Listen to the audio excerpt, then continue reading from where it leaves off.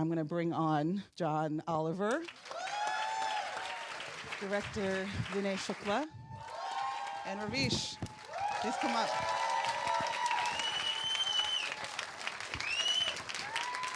Thank you so much, everybody, for being here. Thank you for having me. I'm here for two reasons. One is that I'm British, and when an Indian asks you to do something, you have to do it because of, a lot.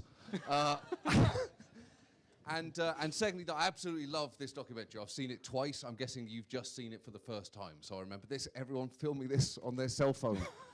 Ravish, that is the best thing about doing anything in the world now. People sit there going, I want to enjoy this, but now is not good for me. So, yes, we have here Ravish, who you've spent an hour and a half with, and we have Vinay, who spent years with Ravish for this. So, Ravish, let's start. First, how are you doing? I'm fine, John. You're really? Yeah, almost fine. So. Almost fine is the perfect way to explain your state of mind. I've never spoken so much English in my life. I have started believing that this is not Ravish Kumar. This is the AI version of Ravish Kumar, who is speaking so much wrong English and bad English. So I'm almost fine. I'll do that. Everyone have just watched you go through a lot in that hour and a half. I loved this documentary. I know it's odd to say that you love something which is so difficult to watch, but it's not just getting to see a newsroom basically suffer death by 1,000 cuts or 1,000 goodbye cakes, as is the case with this. You did the impossible, you two. You made chocolate cake depressing.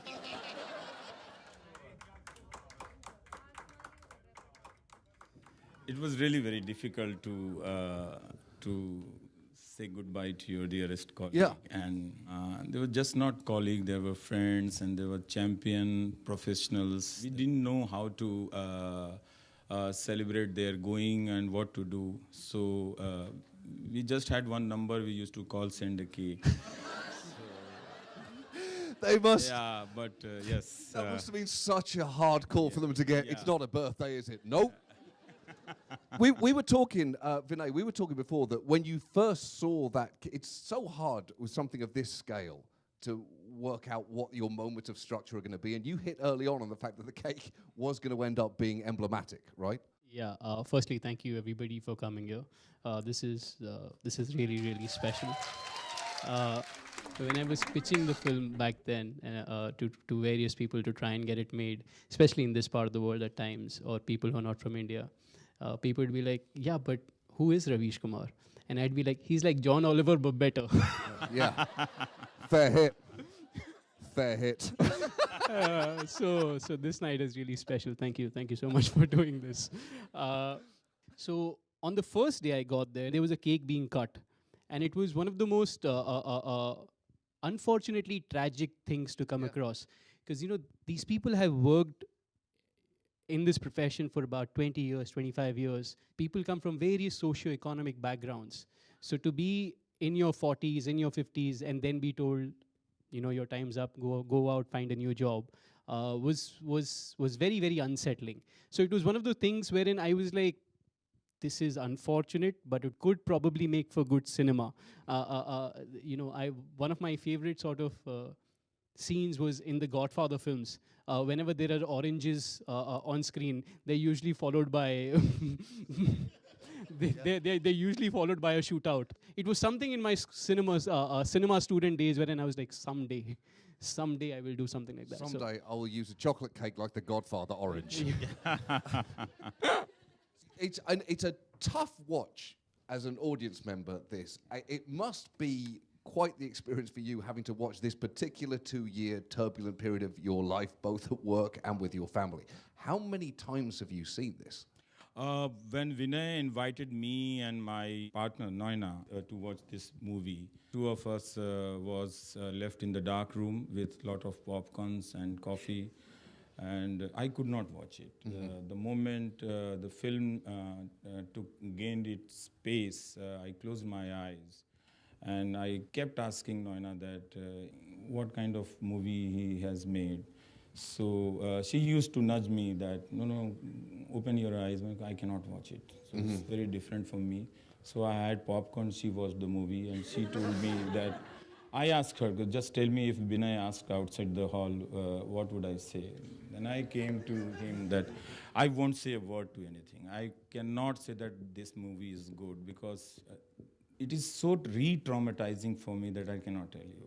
Also, if you can kind of turn off the human being in you and turn up the journalist, what you do have is a 2-year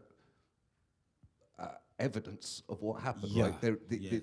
You do have you have a mini data set of what was happening at NDTV at that time. It's on the record now.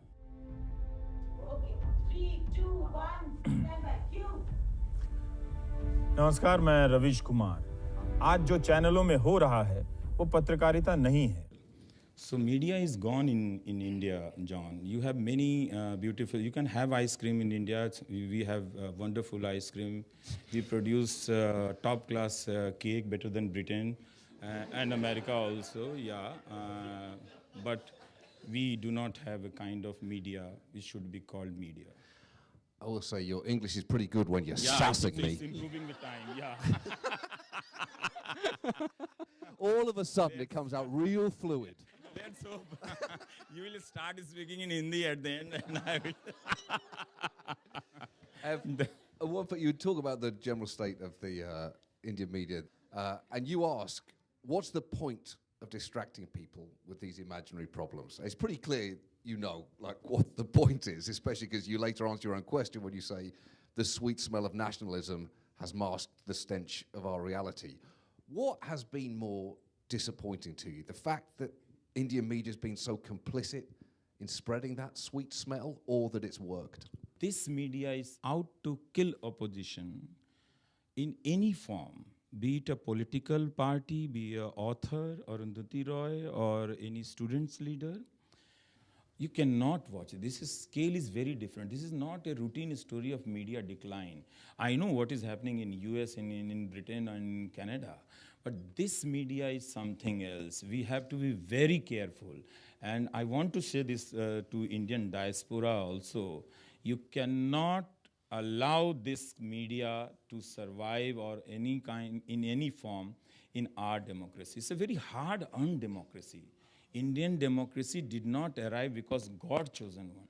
Many illiterate people, many common people fought for more than 100 years to get this democracy. And when the time arrived, they debated what kind of democracy are we going to get in the Constitutional Assembly. This is not a gift of one party, one leader. This is the people's democracy. And this media is destroying the people. Ravish, why did you give him this level of access? There were friends who were reminding me that you are allowing him so much. Then I said that I'm already being trolled by lakhs, millions of people. Yeah. Let there be one film. So I will tackle that. Yeah. At least he didn't blackmail me. Yeah. So I am very relieved that he's a good guy. He's Yeah. not blackmailing me. But he worked very hard. His team is amazing. They did not talk to me, neither Vinay nor Aman, neither Reshma nor Kalhan. They never spoke to me. And I used to say something in my car. They are still quiet. And I used to remind that what kind of, how much videos you want to get. Yeah. Let's start talking, yaar. I am alone, I am going alone. But they never talked to me. So they were so professional, and whatever the film is, it's their hard work, not mine. Yeah, I want to talk to Vinay about that. What was it like witnessing Ravish go through this experience for, as he says, 2 solid years? I mean, I was honestly very, very firstly taken aback when I got there, because there is an impression, Ravish is fairly popular, fairly controversial in India. He's been in the media business for a long time. That's a load-bearing use of the word fairly. But yeah. So when I got there, I was expecting like a fair amount of machinery around him. Right.